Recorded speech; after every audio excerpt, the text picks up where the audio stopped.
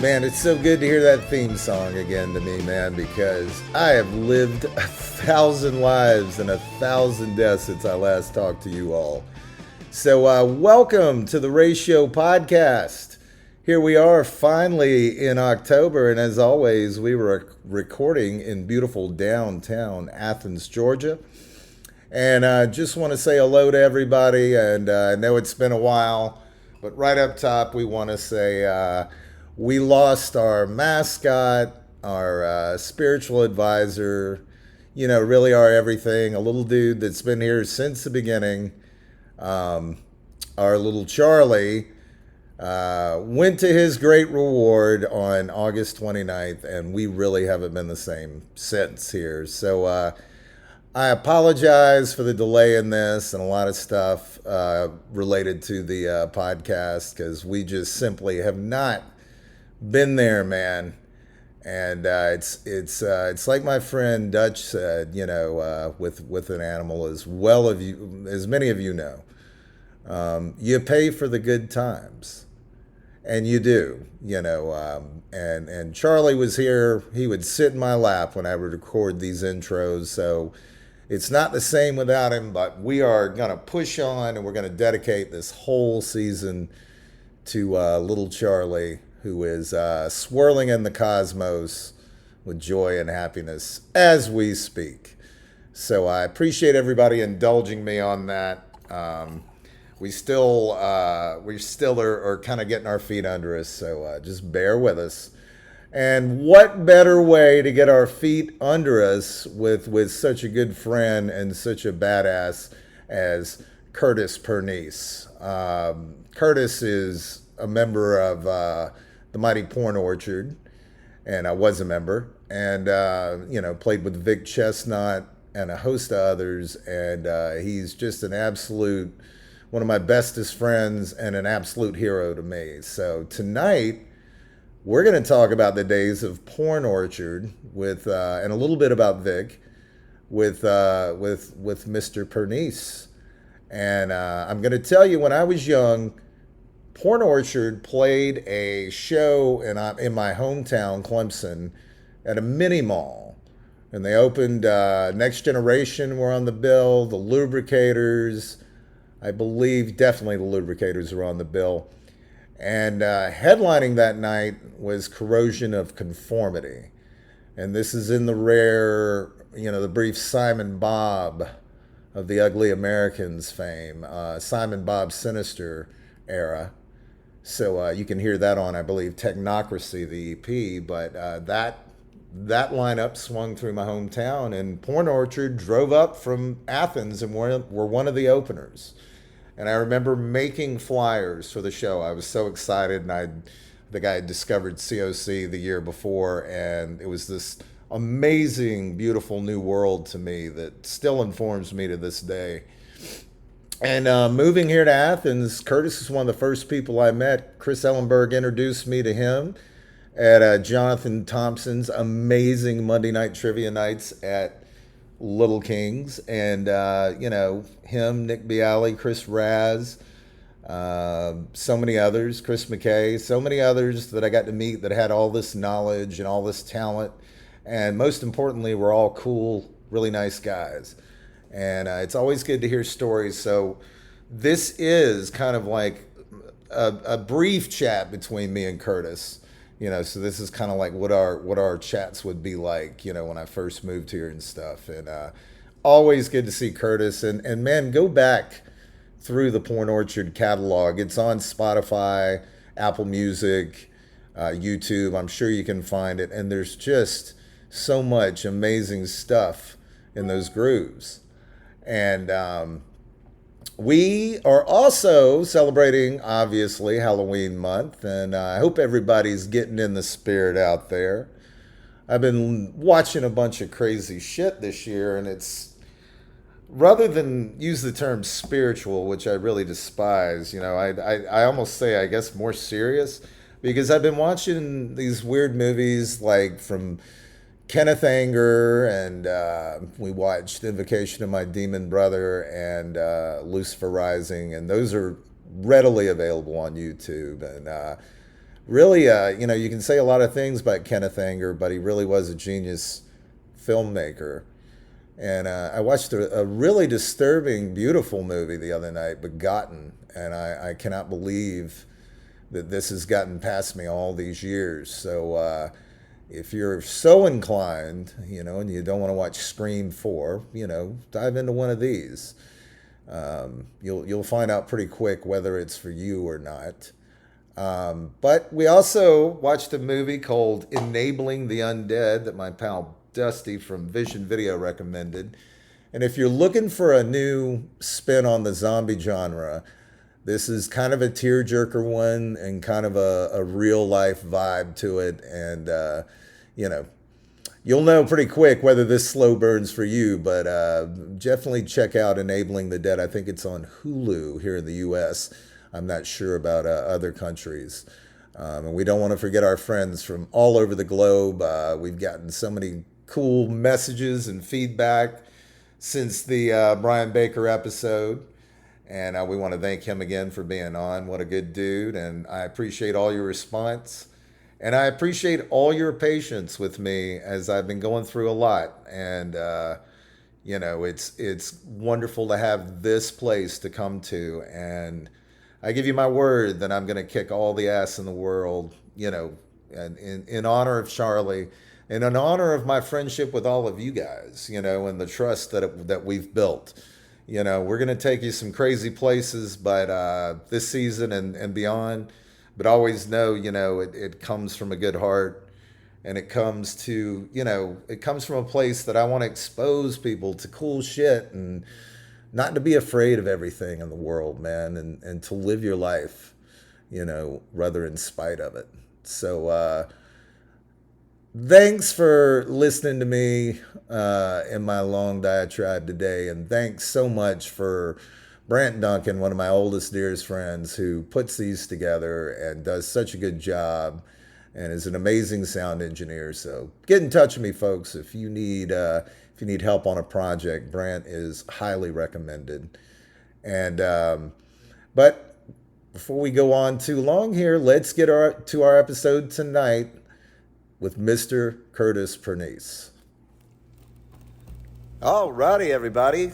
Welcome to the Ratio Podcast. We've got an old friend and a man that I very much respect, not only as a person, but as a musician as well.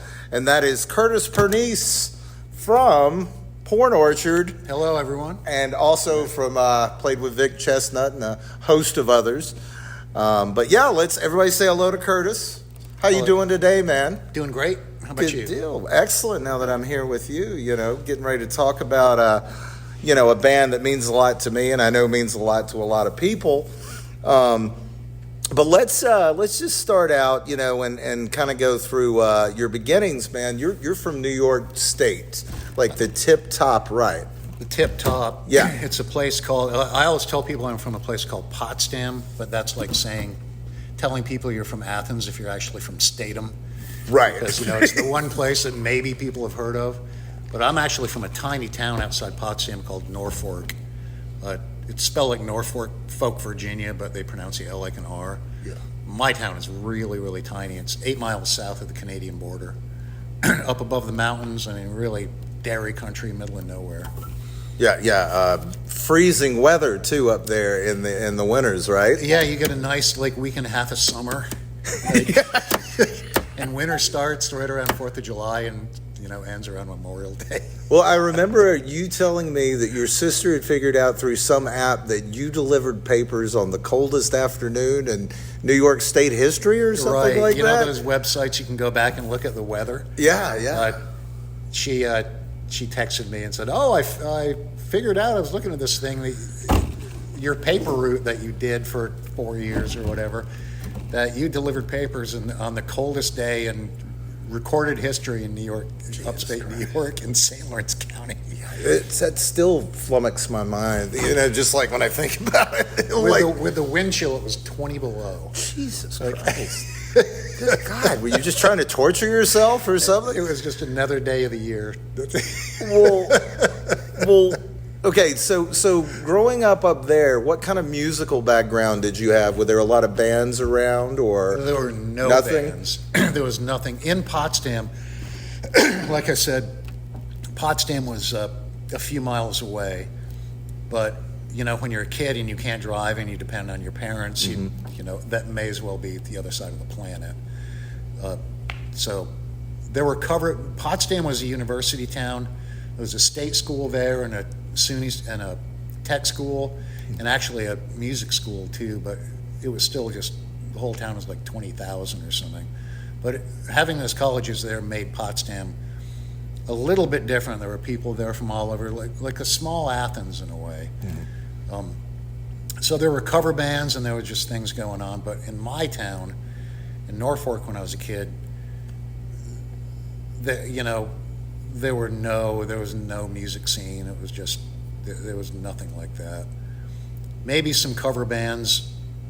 There was one bar in town, maybe once a month they would have a cover band on a Saturday night. Right. But as far as going to see bands, it just wasn't something that I did. But I did have, I'm the youngest of 5 kids, and my sisters and my one brother were all really into music. And one of my sisters in particular just had, like in 1973, in the middle of upstate New York, out of nowhere, she had the Velvet Underground's record. And she was into Bowie and T-Rex she liked a lot, and all just this stuff that, how do you hear it? And my brother was into Sabbath and Led Zeppelin, so I kind of grew up on they had great record collections, and I kind of grew up on that stuff.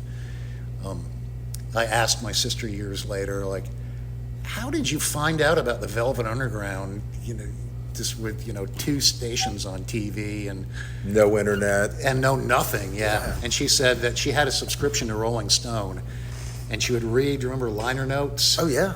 And she would read liner notes in Rolling Stone. She said if she read about something in liner notes and it sounded weird, she would go to Potsdam and go to the record store and have Make them the order trek, it. yeah. And she would find it.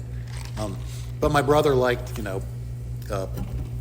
Zeppelin, Sabbath, and Kiss, so like I said, I kind of grew up. I remember my sister coming home with a Ziggy Stardust on the day it was released. Oh, wow. And I was so little, that whole record is about UFOs and the end of the world and just, weird stuff. I thought it was a kid's record because I didn't know who Bowie was at the time, and I just looked at it and I thought it was like made for kids, and so I listened to that record quite a bit. Right. I can imagine that's tailor-made, kind of like, and to hear it on the day it came out, that must have sounded so fresh. It was almost like too much, Yeah. Well, that's okay. So, did you go to any concerts when you were younger? There wasn't really the opportunity to do that because the closest cities, there were concerts in Potsdam that the college would get in. They would have 2 shows a year. But the first concert that I ever went to see was, I was just telling a story the other night.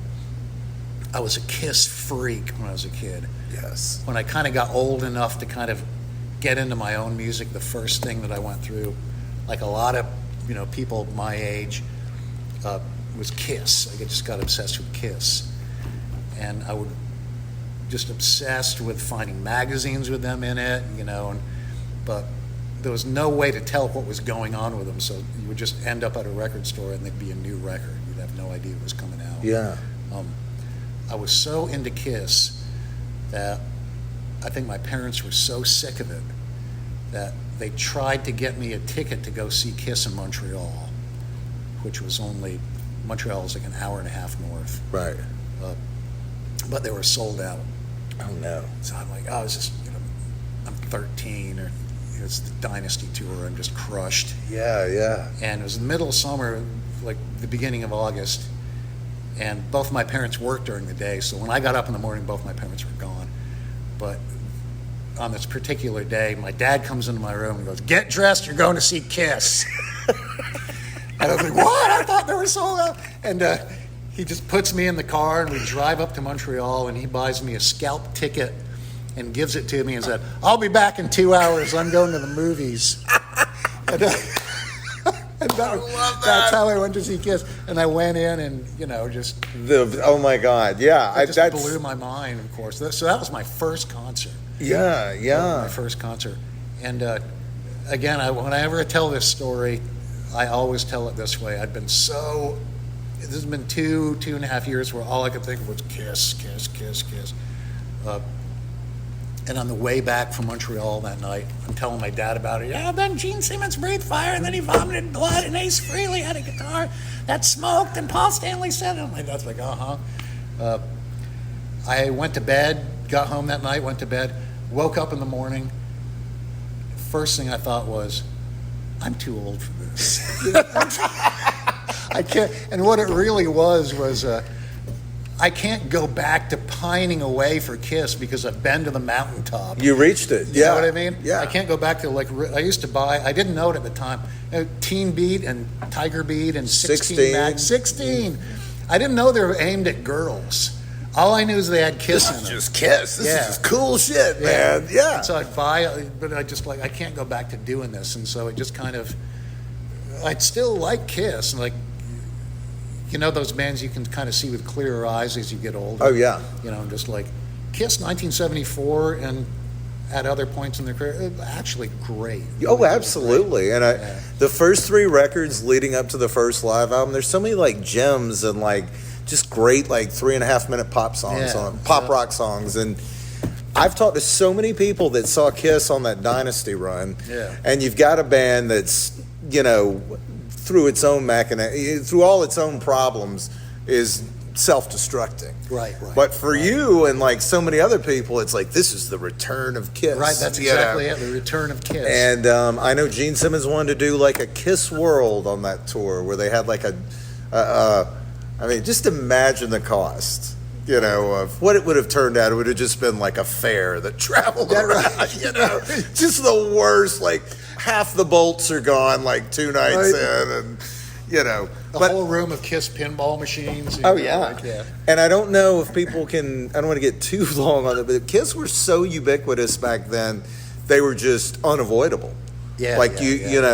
But seeing them with adult eyes and seeing how they went through things, I never was disappointed going to see Kiss. Right. And it's even on the later records, there's always a couple of good tracks on it, and I guess I can't ask for more. They always sound like they were always derivative of what was going on at the time.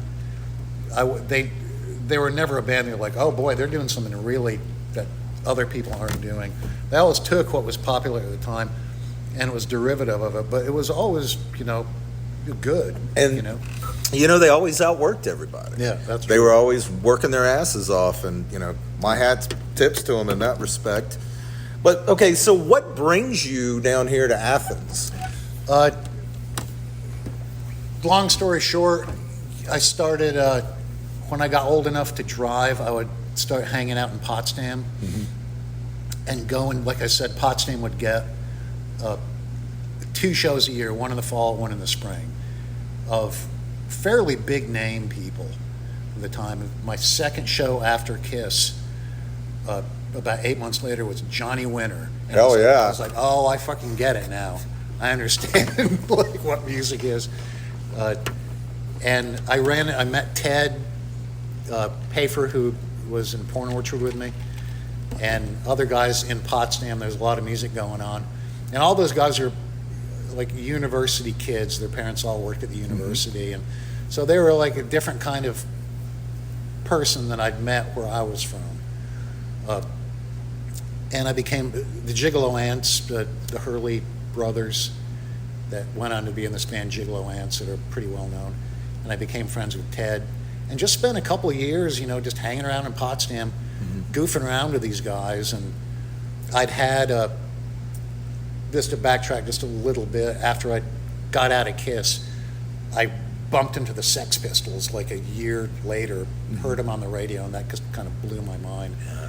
And I had a band through high school, and we just kind of rehearsed a lot, but we always tried to write our own songs, and I was really into punk rock and then into hardcore.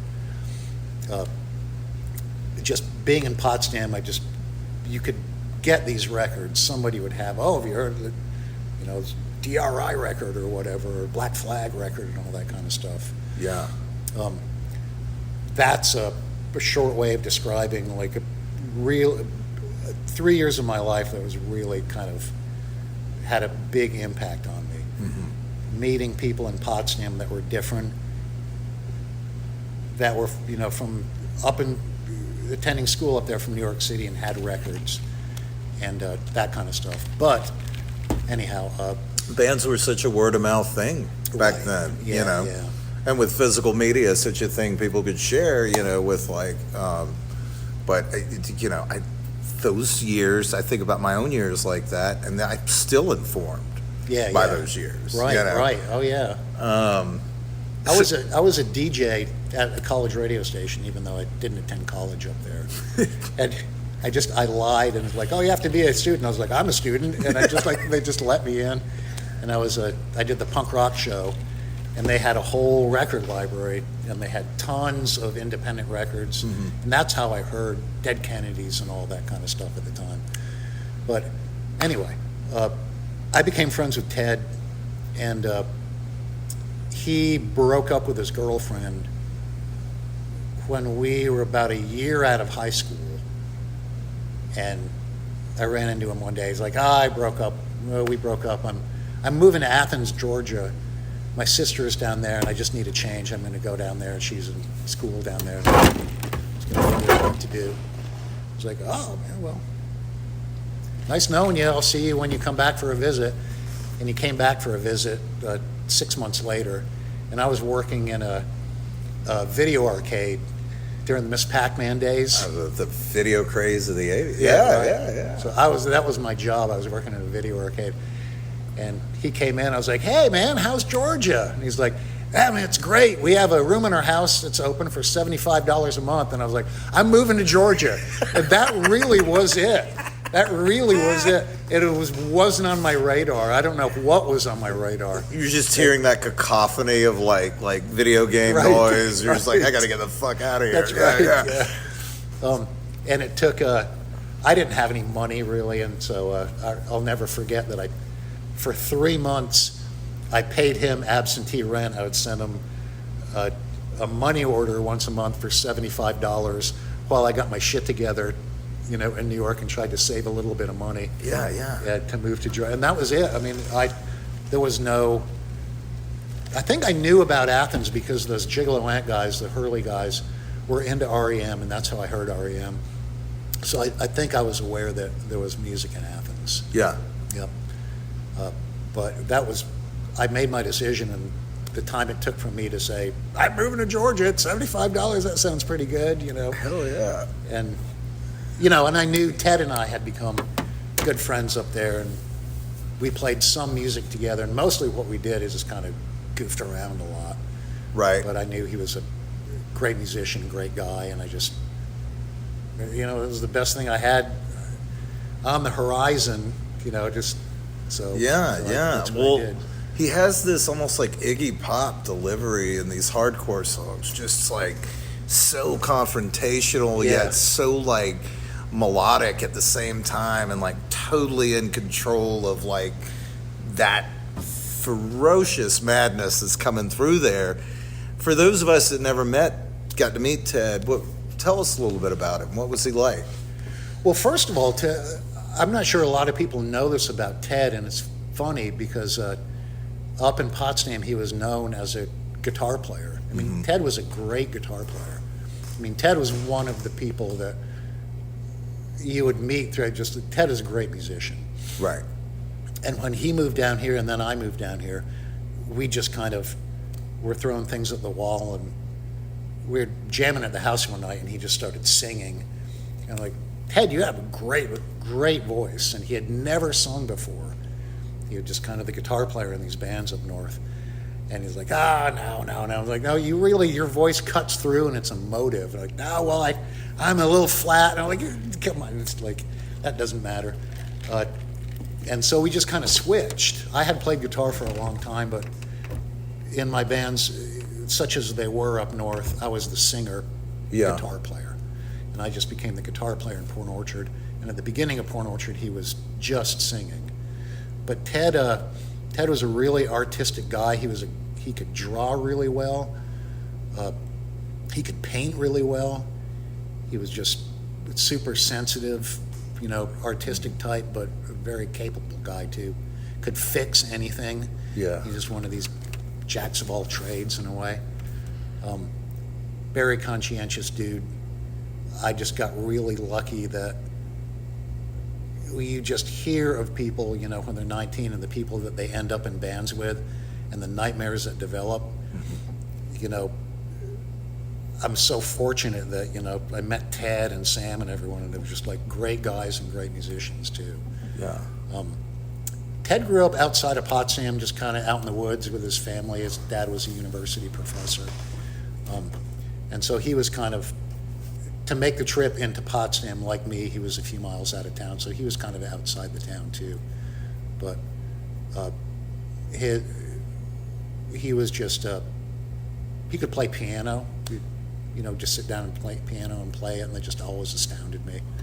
Yeah, well, it sounds like both of you were like ripe for this flourishing. Yeah. If you go to a place that had more like stimuli, Right. So, I mean, what's the town like when you guys get down here? When I moved to Athens, I got down here at the beginning of November 1985.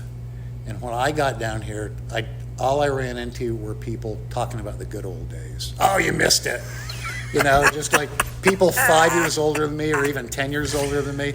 Yeah, that's all gone. Just like that kind of, and you run into people like that now that are talking about, 2019. But, but because the town is so much smaller. Yeah. There were all these folks, nice people, but just all these people who are like, oh yeah, REM, there's nothing going on now. And I was like, I expected, my experience with the wider world when I moved to Athens was so limited. Being up in upstate New York and just reading fanzines that I could get, I expected any town of any size that I got to, which would include Athens at the time. I think Athens is only between 30 and 40,000 people at the time. Uh-huh.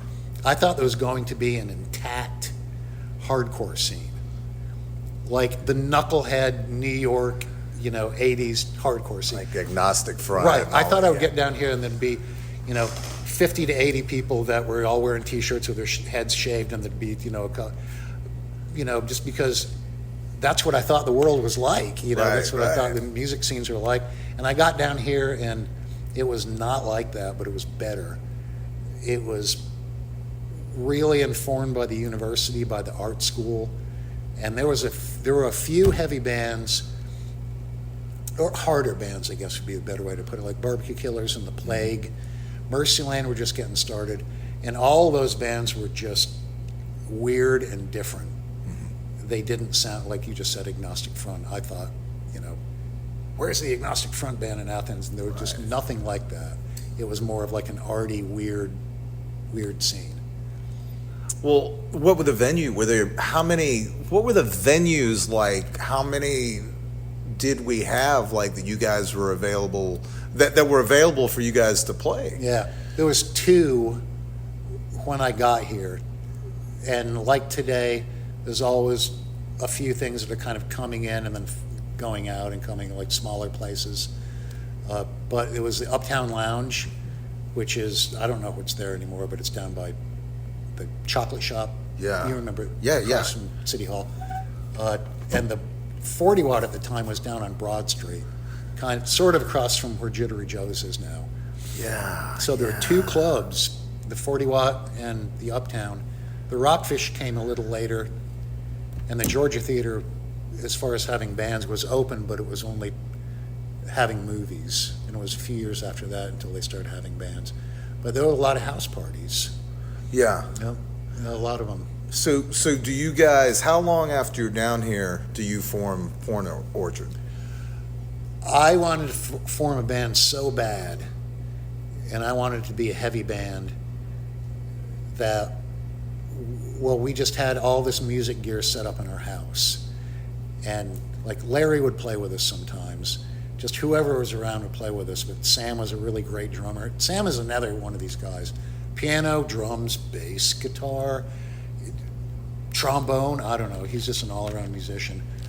So we were just kind of, weren't to the point that we're like, let's start a band, but we were just kind of jamming. And Ted was getting his legs as far as singing. He was kind of come out of his shell and singing. And there used to be this band in town called Die Monster Die. They were, I mean, I think I was 19, and these guys were all 17. They were still in high school. Yeah. And they would come around the house a lot. I forgot how we met them, but they would come around the house a lot. And then one day, after I'd been down here a month, Evan from Die Monster Die, the phone rang, and it was Evan. It's like, hey, we have a gig at the 40 Watt in 5 days. Do you guys want to open? Oh, we don't have a band. You can do it. Just all right. So I hung up, and Ted was in the room, and Sam was in the room, and this other guy, Ron Hargrove, was in the room, who's our first bass player. Yeah. And they're like, you guys want to play at the 40 Watt in 5 days? Like, what are we going to play? Well, we'll just figure something out.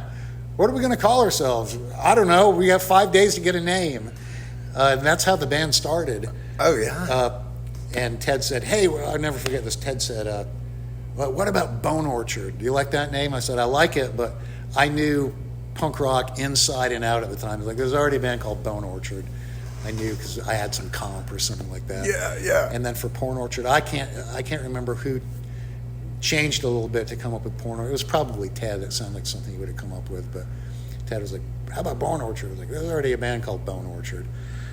So it became Porn Orchard. 5 days later, we're at the 40 Watt opening for Die Monster. First show at the 40 Watt. There's nothing more Athens than that. Holy shit. December 15th, 1985. Oh my gosh. How did the show go? It was fun, man. I was really excited. I mean, I was in what seemed to me at the time to be a real band on a real stage with a real PA with people where I was the first time in my life playing for people that I felt like were really my peers as far as musically. Yeah. I played some gigs up in New York, but it was I always just kind of felt like these people want to hear blues rock or something like that. Right. Yeah.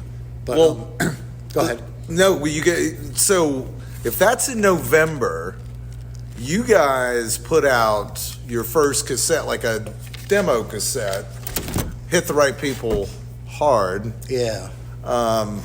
When does that come out? It's in 86, right? So right. It's like, what month is that? We played that show in December, and then I think I went back up to New York for Christmas for a couple of weeks. But anyway, we kind of split through the holidays, and we came back, and then we just decided to practice for 4 months and really get some songs together. So our next gig was in March. So from December to March, we didn't do anything. Then when we played in March, we opened for Time Toy. And we were a real band. We had, a set of 10, 15 songs. Just that quick? Yeah. Wow. Yeah. And we recorded a lot at our house. So we recorded I don't know if you've heard these songs, Way to Change, The Way You Feel, and Our Band. You can find them people have put them on YouTube. You can find those two songs. We recorded with a Fostex X15 4-track just at our house. Ted and I had up in New York, we both bought Fostex X15s at the same time because they were the first Porta studio that came out. I painted houses all one summer, and I bought one at like $800. And we bought the same one. So when we came down here, we had two of them, and somehow we rigged them together and made an 8-track. I can't remember how we did that. But that's what we recorded the first two songs on. And we ran everything. I was telling the story again a couple weeks ago. Everything, the vocals, the guitar, the drums, the bass, we just multi-tracked everything and ran everything through an Ibanez foot compressor, like a guitar pedal. Yeah. So we used that compressor to compress everything into the X15. And it worked? And those two songs when I run across them, like I said, they're on YouTube, and I'll listen to them every now and then. I love the way that recording sounds. It just jumps out of the speakers. It's super compressed, so in a way it sounds really small, right. But it's so audible and just so alive sounding. Yeah. I listened to a band the Dickies. It seems like they have this beautiful like compression where everything sounds so huge, but right. almost in like a compact way. Yeah. You know. Yep. But yeah, so like that sound. I'm sure there was a lot of experimentation with how the hell we're going to do this. Right. Let's run this through this or something. Again, Ted was really good with that stuff. Yeah. Yep. Ted was really good with that stuff, and I'm sure most of it was him. But we had just some microphones laying around. But also around that time, we went to Snellville and recorded with this guy Jeb Baldwin, who used to be in this band, the Coolies. And he had, I think Mercyland told us about this guy. Really good guy. But he had his own little studio, I think a 16-track in Snellville. And so we went down and recorded with him, and that was he had the right people hard. But we wrote all those songs, and that was in spring of '86. There's so many bangers on that. I mean, it's just a knock to the head, but you can hear where it's going. Yeah, you know? yeah. We wrote all those songs in about 4 months in that time frame between Christmas '85 and March or April '86. Well, how are you guys being perceived here in Athens around that time with other bands in the scene? It was probably, I think it was a lot heavier than maybe most bands had been around here. Athens had never really had any kind of like punk scene, which I think we were closer to that sound at the time. There, like I said, there was a Barbecue Killers and Mercyland and. Was Harvey Milk around at this time? Oh no, Harvey Milk. Yeah. Harvey Milk were like 91. I think their first gig was 91. They were 6 years after that, 5 years after that. We got along really well with everyone. We just kind of fit in. We really became good friends with Barbecue Killers people and Mercyland, like I said, and we just started playing gigs with people. But we opened for a band called Dreams So Real just because we were friends with them, and they were a great band. They're kind of jangle pop. We opened for Time Toy that sounded nothing like us. I think we're for them generally like a lot louder and a lot heavier than most other things here at the time. Right. But we were not outsiders at all. Everyone was real friendly. Our little scene that was kind of getting starting, maybe the second wave, maybe I'd describe it. We're all people our age. And it was things were a little louder than from the Pylon REM days, So it wasn't over. Yeah. Yeah, right? In 5 years, I'd be saying, "Oh, it's over. It's over, you little." Well, okay, so tell me a little bit. You get hooked up with CZ Records. Yeah. And now, did they give you any kind of meaningful support, or? They did. What happened with that is we put out that single, and the one with Chain Delivery and Barbie and Desperate Formula. We put out that single, and then we put out an EP by ourselves too. So that's 1980. That single there is 1988, and then Heart and Brain Raws the next year. It was an EP and 7 songs on that. And right around the time that EP came out, the first Grit, the restaurant, the Grit, was down at the station, down College Avenue, kind of just past Bethel Homes. It was a tiny little place, and I knew Jessica really well, obviously, and I was there a lot. The Grit used to open at 4 p.m. and close at 3 a.m. That's what this town was like. Oh my gosh! And there'd be people that were sitting there from 4 till 3 drinking coffee. Writing in notebooks. But anyway, we put out those records and done a bunch of touring. One night I was down at the Grit, out at one of the picnic tables outside, eating my beans and rice or something. I loved the Melvins. Me and Ted and Larry and everyone loved the Melvins. The Melvins didn't have T-shirts at the time. This is just after Gluey Porch Treatments.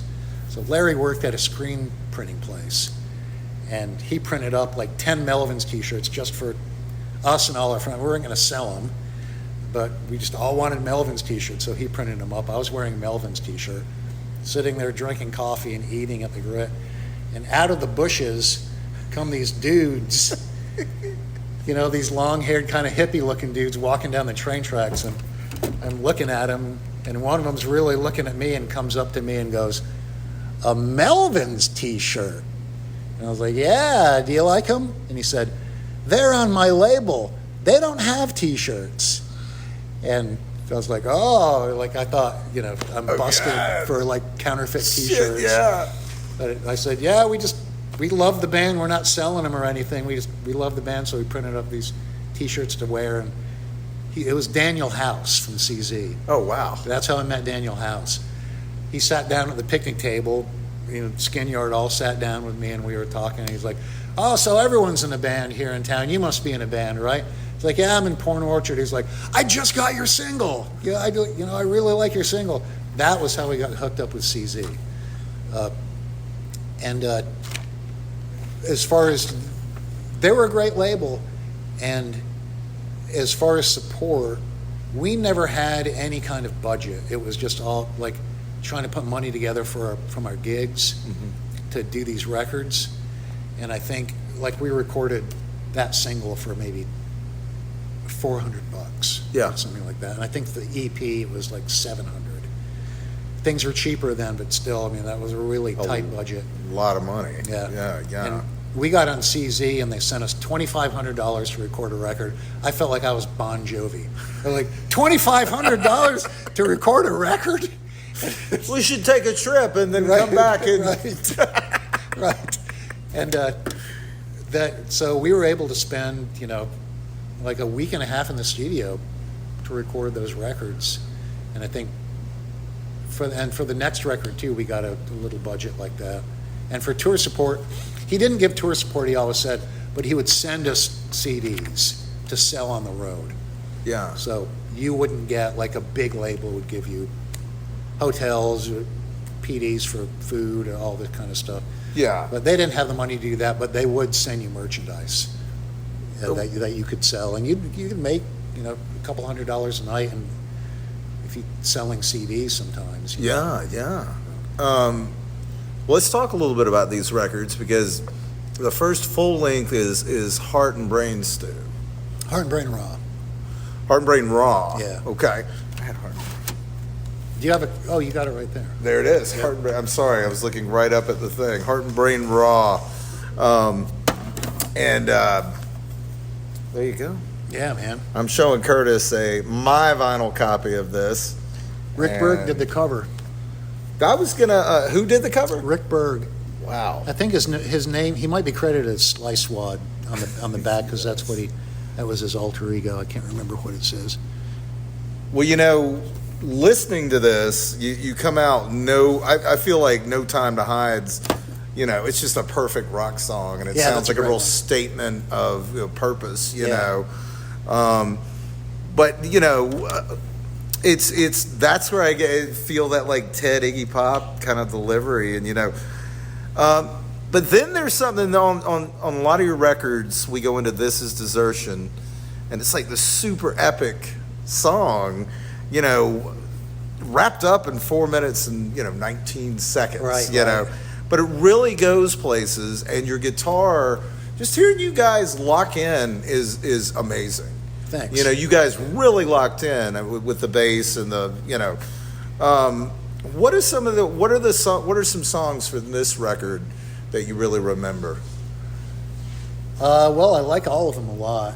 Chain Delivery, that's the same recording as the single. Mm-hmm. We just decided to put it on this too, just so. Full-length record. Yeah, and so more people would hear it. I think we had pretty good. I was doing kind of all the office work at this time, and I think I ended up with a good distributor. I can't remember who it was. But anyway, that's how we decided to throw that on there. Nothing But a Sickle I love. I love the opening. It's got that instrumental passage at the beginning. Yeah. And I think we're really on fire in that one.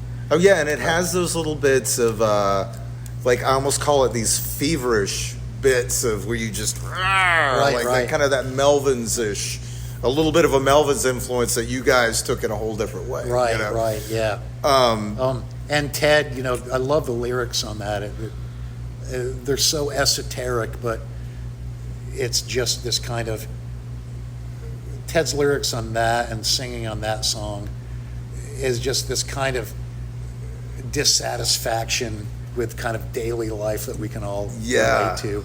And then there's just some imagery at the end. I think you probably still have a lyric sheet in there, but there's some imagery at the end that it wouldn't make sense to anybody. He talks about playground of hell and all this stuff. And playground of hell was a place that when we first all moved to Athens, it was this abandoned playground near our house that we would hang out at, or just walk over to a lot. Oh, wow. So it's just it's a really emotional song for me.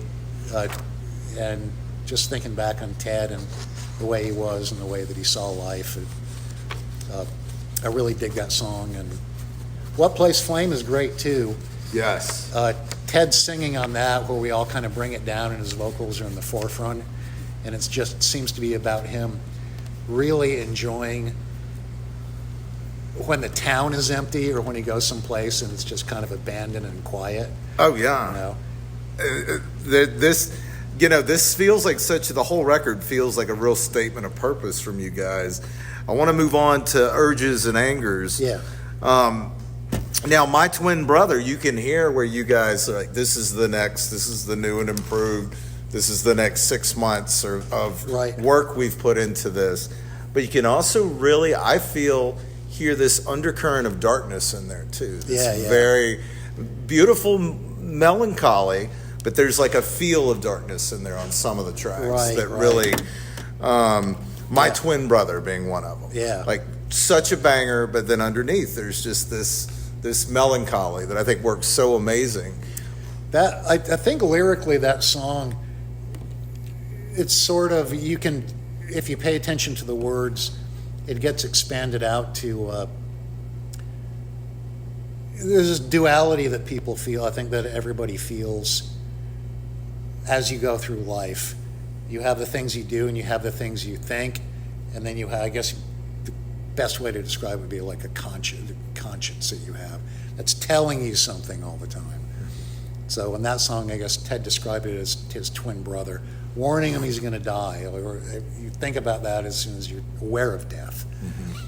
But that phrase, my twin brother, there used to be this homeless guy who would come to our house when we lived on Finley Street, and he would knock on that, and he was a pain in the ass. He broke in one time and stole cookie dough out of the freezer. I don't know, of all the things he could have taken, he took the cookie dough. Right. And I think he took a bike from our house one time, but when you'd confront, he'd keep coming back. And like, no, but you came in and you took the bike last week. No, that was my twin brother. That's what he would say. So that's where I think that the title of that song came from. Well, another song, DCRW, what does that mean, first off? Well, the acronym is Desires, Concerns, Riddles, and Wishes. Okay.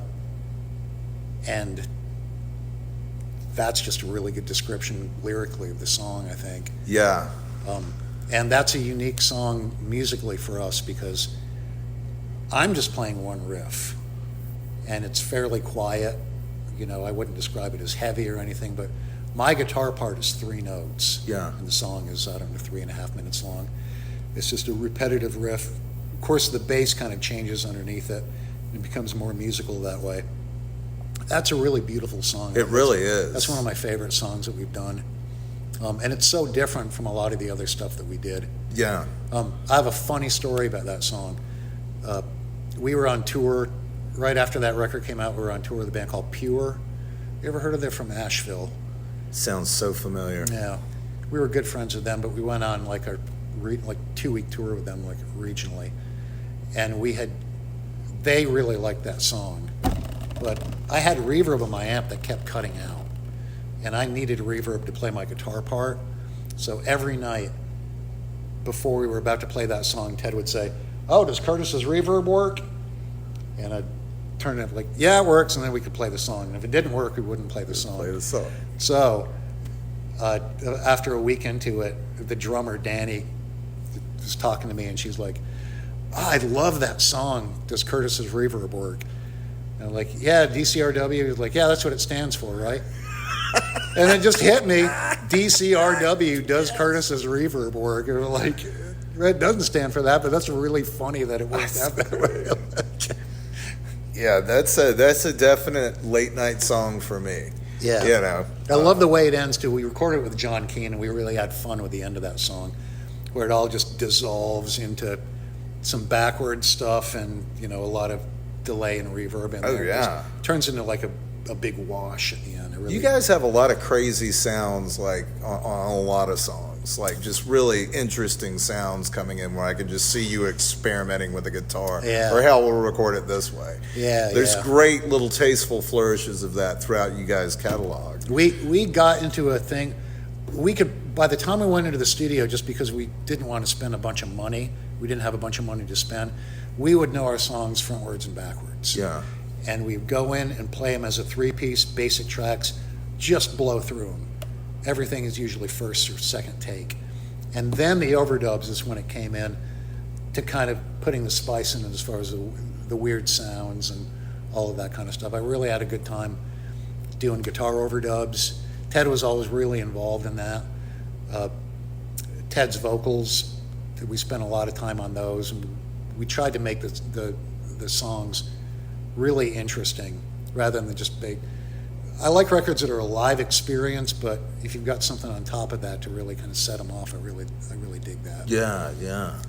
Well, how much are you guys touring through these records? Like, are you touring regionally, or are you doing any, like, national tours? No national stuff. We with regularity from about 1987 until the time that we broke up in around Christmas of 1992, we would go out once a season, spring, summer, fall, winter, for 2.5 weeks to 3 weeks at a time. That's the way we did it. Spring, we'd do a 3-week tour. Summer, same. And that's not counting, we'd go away for long weekends also. Yeah. And one-offs. We'd drive to Clemson. And we'd play a one-off, with COC or in a mini mall. Yes. In a mini mall. So we were touring a lot. If you add all that up, without the long weekends and stuff, like I said, that's 12, weeks of touring a year. Yeah. And it's a lot if you don't have any support. And we would go up to Boston. Farthest north we ever made was Maine, probably. We'd play in Portland, Maine a few times. But we'd play quite a bit between here and Atlanta, up through the Carolinas, Pennsylvania, New York City a lot, Boston a lot. And then we got out west up to Grand Rapids. When we got with CZ and they were able to give us CDs to sell, we could go a little farther. And with CZ, we did a couple 8-week tours, maybe 8-9-week tours. So we did, once we got with CZ, we do really kind of hit it hard and get out through Michigan and St. Louis. And this is before the internet, so you're having to rely on road maps. Oh, man. This guy being, there, or hopefully, showing up to places that, It's like you didn't know. Now looking back on that, you're like, oh my God, like why would you do that? But that's just the way it was. Yeah. And you had the first tour that I did in the early 2000s, when one of the guys in the band with me had a cell phone, it made everything 80% easier. Yeah. Like that. And it wasn't even any mapping, any GPS at the time. Just getting in touch with Just getting into it, because when you didn't have that, when you got to the perimeter of any city, like I-285, we'd stop as soon as we got to the perimeter at a gas station, call the promoter on the phone outside the gas station, get directions to the club. And then when you got in and you got lost, you found another payphone, you call the promoter again and told him you were lost, and you get directions again. And it was just, that's how it was done. That's amazing. Yeah. And I mean, you must really want to fucking do it then when you're, now I want to get to name your regions, and Where was that cover photo taken? I can't believe that I remember her name, but her name's Rhonda Pelican. She worked in the art department for CZ. Yeah. I don't know where it came from. I never met Rhonda. Right. I think I talked to her on the phone. I don't know much about that, except that we were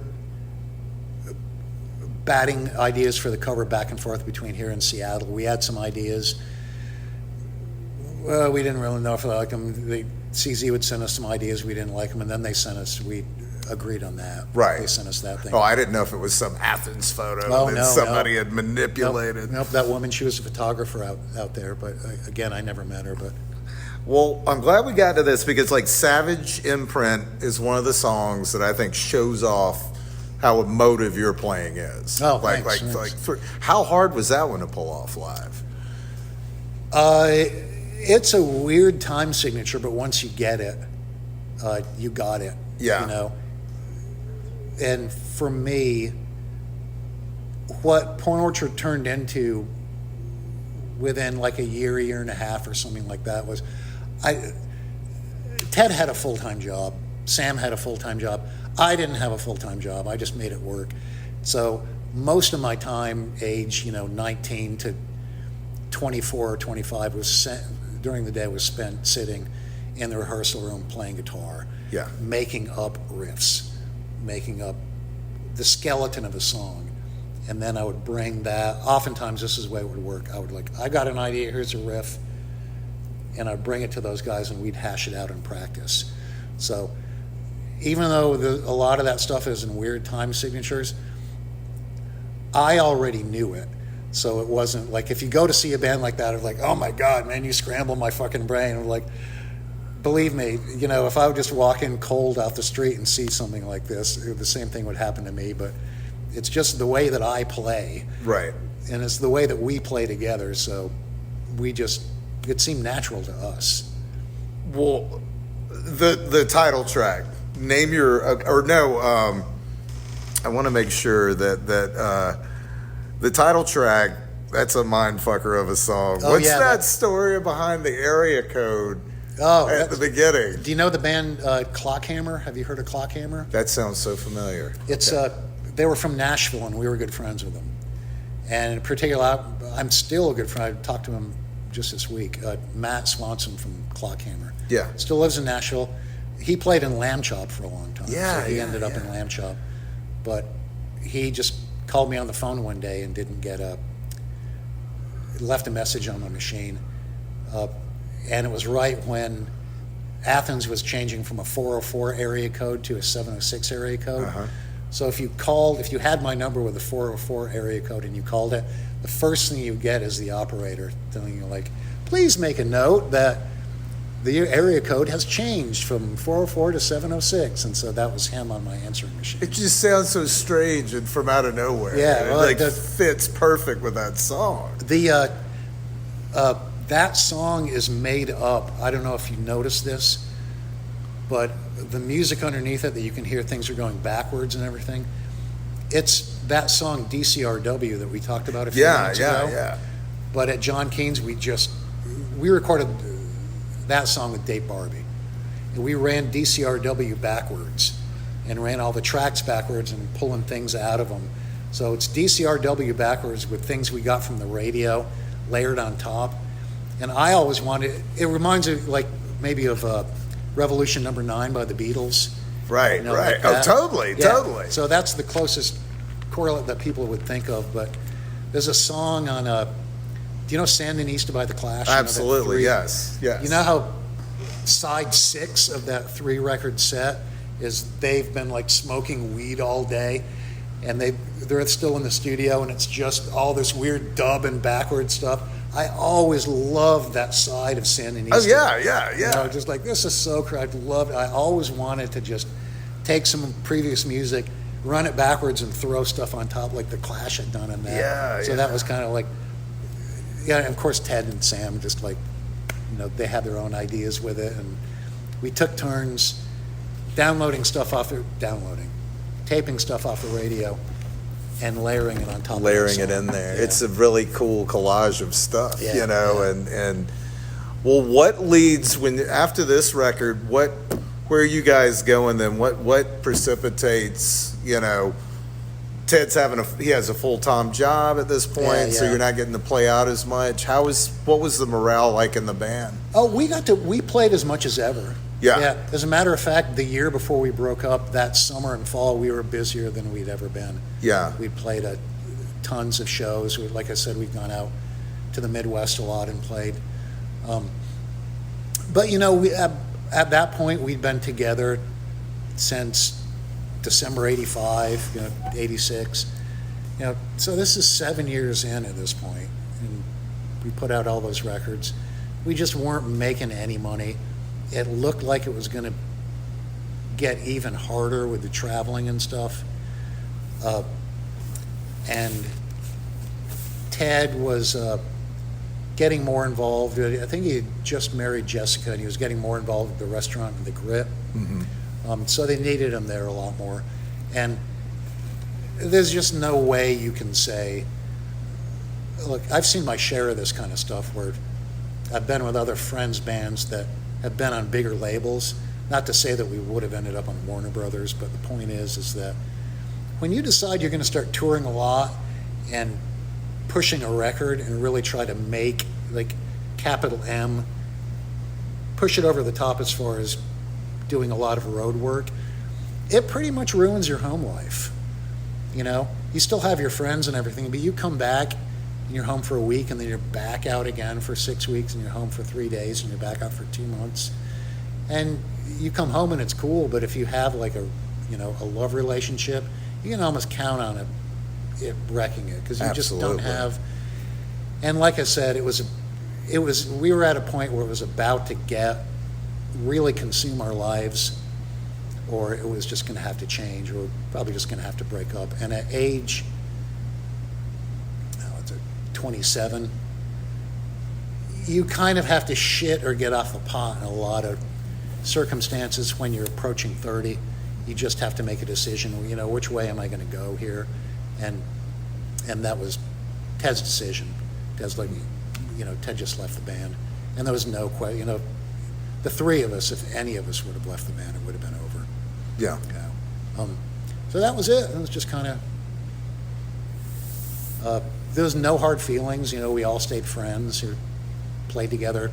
In fact, Sam and I went on to play with Vic for a long time.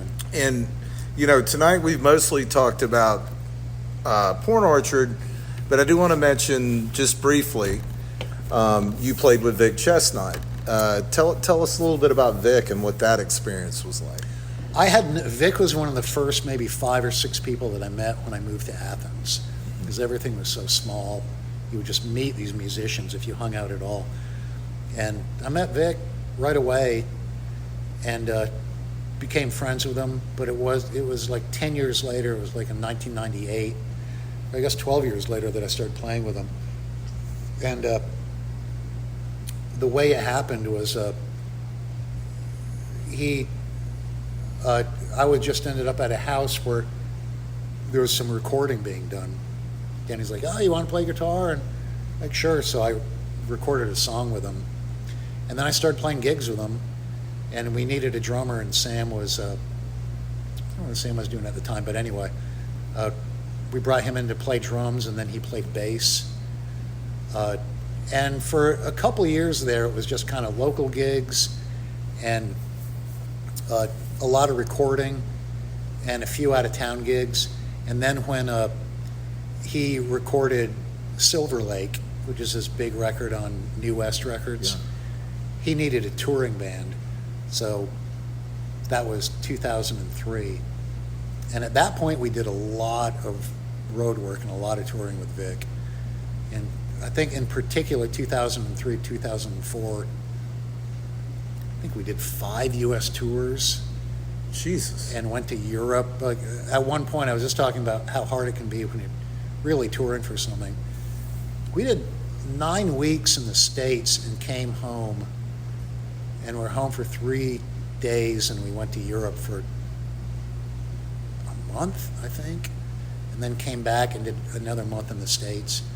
So we did a lot of touring, and Vic would run circles around people. Despite being in a wheelchair, that guy's work ethic. Yeah. You know, I can do an imitation of Miles whenever I tell a Vic story. I was doing an imitation of Vic. Get in the van, motherfucker. We got to get going. You know, and his tours would be day after day after day after day after day. No days off. Not if you could help it, because that's how you make money. Yeah. You know, and that's fine. Especially when you get to Europe, they work your ass off, because the promoter will fly the band to Europe, and they'll give everybody their own hotel room, and it's not cheap. And they'll feed you every day, 3 meals. So they work your ass off in Europe. Mm-hmm. You don't have time to see anything because you're working all the time. But Vic was a road dog, man. He was a workhorse. And it was great. And he was supremely talented. I mean, just listen to those records. I learned a lot. You know what's interesting about Vic is that I think if people didn't know him very well, or got close to him musically, for instance, you could be forgiven for thinking that he's a guy with a weird little acoustic guitar with his odd little songs, and that's all he can do. That guy knows harmony. He can say, like, I learned a lot about harmony singing from playing with him. He knew music inside and out. And he was a really, really talented musician.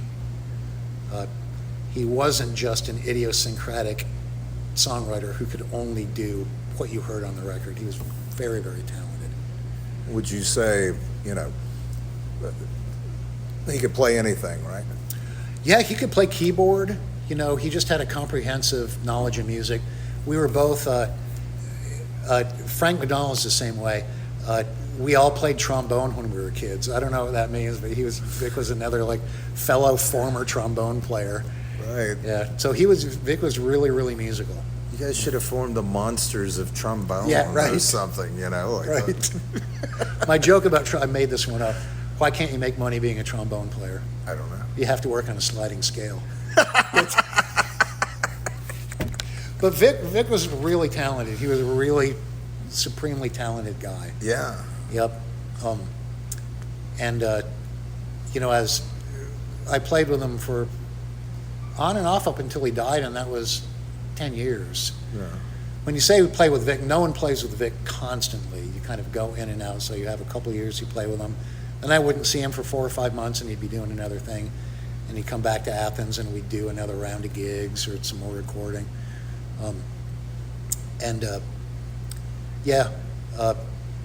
He just spent a lot of time on the road. He knew it inside and out. Yeah. Let's any final thoughts on Porn Orchard, on your time with that band? Final thoughts on Porn Orchard. I feel really fortunate to have played with Ted and Sam. Yeah. I'm not being falsely modest, but nearly every band I've ever been in, I've been the least talented one, and that's a good position to be in because you learn. Right. And Ted and Sam were supremely talented guys, and I'll have to. For me, I really didn't have much musical training. They didn't either. They were just naturals. But for me, it was like coming out of punk rock. It was just this emotive thing, my whole thing was just kind of an emotive. Play guitar. I didn't think too much about how it was just going to happen. And this might seem like you're real minutia, but it took either Ted or Sam or maybe both of them. But they would just point things out. Oh, when you make stuff up, when you bring things into the band, everything begins on a grace note. I'd be like, what's a grace note? But they just had it more of a musical. Like I said, I was just kind of going for it. Yeah. And really fortunate in a million ways to play with Ted and Sam just because of the people they were. But also, I just got so much better as a musician, as a songwriter, just from playing with those guys, bouncing stuff off them and having them bring things to the table that I would just have to kind of work with. Right. Oh, you're a little flat there. Oh, I don't know what's flat, just like, I just learned a lot from those guys. And, obviously we were just best friends. Yeah, and just playing with people, you learn everything. What all the little tricks you just said. And I would argue to you that you're a natural as well. Oh, well, thanks for saying that. But when your thing, even if you have a natural thing, when you hit the real world with it and it bounces off the real world and comes back to you, you have some perspective on what you do, and that can change you for the better, Yeah. And I would imagine you're very proud of these records and these recordings. Yeah, I'm very, very, very proud of them. I mean, I can see, I've got a good memory, and I remember recording these records really well. I remember writing them really well. I remember the time in our lives when we were recording and playing these songs. And it's very nuanced, like to sit down and kind of listen to those records again and think about the songs and think about what was going on. And some songs I do think like, yeah, man, I tell you what, that wasn't really what I was going for, but it came out okay. And other songs I think, boy, this is a lot better than it had any business being. I mean, we really hit it out of the park with this song. On the other hand, it's got to be the best feeling ever. Yeah. That's got to be why you do it. Yeah. It's fun. I can't remember who said this. I was reading an interview last year. I can't remember who said it, but they put it perfectly. And whoever this person was legitimately like famous. But they said, your records are like kids. You have them when you're 21, 22, 25, 27, and then they're out of your life, but they're never out of your life. People would just walk up to you out of the blue. And even in my case, I mean, very few people have heard of Porn Orchard, but they're around. Oh, yeah. People will come to me, oh, man, that record, like even today, these records keep coming back like, you know what your goddamn kid did the other day? It's like that kind of thing. Yes. I love that. Yeah, I can't remember who said that. It may have been somebody like Ian Mackay or somebody. I read an interview with somebody, but I thought it was really great. A great way of putting it. Well, are you doing anything musically right now other than just playing on your own? Yeah, well, for a long time after Vic died, I got into bluegrass and was just playing casually bluegrass circles. So that's a whole other thing.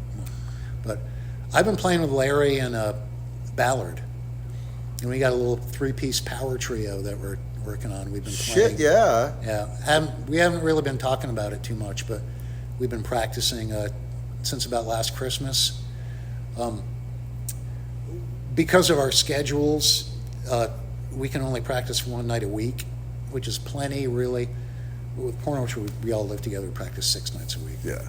One night a week is fine. But if we miss a week, then we don't practice for 2 weeks. And then if something happens, we don't practice for 3 weeks. And we're practicing down in New Cheese. But we got about 14, 15 songs now. I'm so excited to hear that, especially with everybody involved in that. Yeah, we're getting close. It sounds really good. Well, you're going to be playing out live soon then. I hope so. I hope it's going to be this fall. That's the greatest news. Yeah. Now, I say that, and I hope it's not going to be, 2025, but who knows? Yeah. You could just be like, the fall 2026. Yeah, right. Right. It'll happen before then. Right. Trust me. Right. Well, Curtis, what would you say where's the best resource? Would you just say YouTube or any of the streaming sites to find all the Porn Orchard stuff, music? I put it all on Spotify last year. It's all there. Yep. It sounds amazing. A year and a half ago. I'm still putting stuff up because I want to put our first demo up. And I should say one thing, I haven't talked about Ron Hargrove. He was our first bass player, and he played on our first 2 demos. And after he left the band, we became a 3-piece, and that's when Ted started playing bass. Yeah. So I want to put those demos up. They're not up yet, and there's a couple comp songs that aren't on any of these records that I haven't put up yet, but I want to do that. Have you got any live recordings? We have a live recording from WREK, and it's funny you bring that up because I just bumped into that about a week ago. I was cleaning some stuff out. Oh, wow. And that's the 3-piece. That's like around the time of Heart and Brain Raw. We did that in REK, and it sounds really good.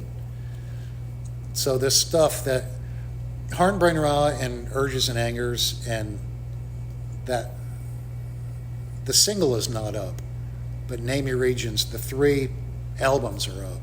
Yeah. But Chain Delivery's up there because it's on that record. But Barbie and Desperate Formula not yet. But eventually I'm going to get it all up there. So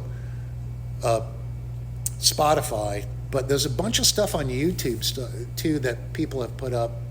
People I don't know have put up over the years, and I think our first demo is on YouTube. Yeah, that's where I found the hit the right people hard on there. Yeah. Well, Curtis, I cannot thank you for all the good music and stuff. I hope you'll come on someday in the future, and we'll really get into working with Vic, and also talk about the super evil subculture of the bluegrass people that you're playing with. So, the bluegrass years. Yes. Right? Yeah. But thank you so much, and please keep doing what you do. And absolutely, man. It's been a lot of fun. Everybody out there, listen to Porn Orchard. Yeah. Yep. Thanks, Johnny. I want to thank Mr. Curtis Pernice for coming on the Ratio podcast. And more importantly, I want to thank him for all his years of friendship and all the amazing art that he's unleashed upon the earth. We are better for it. And I thank him in every possible way. And I thank you guys for coming back and staying here and being patient with me as I go through the year of 2024, which has been far more challenging for others, I realize. But, I think we're all going through some shit that we kind of got to offload from time to time.